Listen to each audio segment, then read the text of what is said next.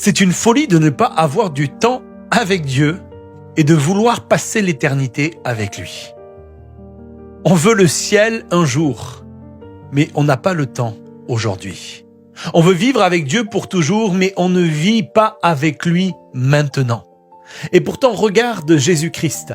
Jésus-Christ était Dieu, il portait toute autorité, il connaissait toutes choses, et pourtant, il se retirait pour prier. Il quittait les foules, il se levait avant le jour, il passait des nuits entières dans la présence du Père. Comprends bien ceci. La puissance publique de Jésus était le fruit de son intimité secrète.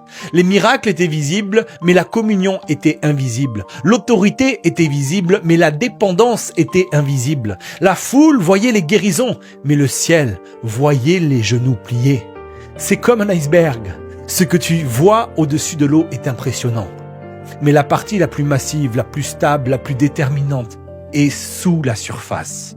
Car dans le royaume, l'invisible soutient le visible. Ce que tu bâtis en secret porte ce que tu manifesteras en public.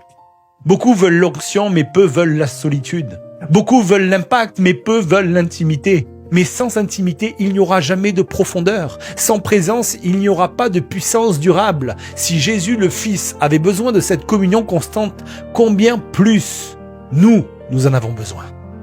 L'intimité ne produit pas seulement des miracles, mais elle va produire la ressemblance. Et au final, Dieu ne cherche pas des serviteurs pressés, mais il cherche des fils proches. Ce que tu montres ne définit pas ton impact, mais ce que tu cultives en secret le définit.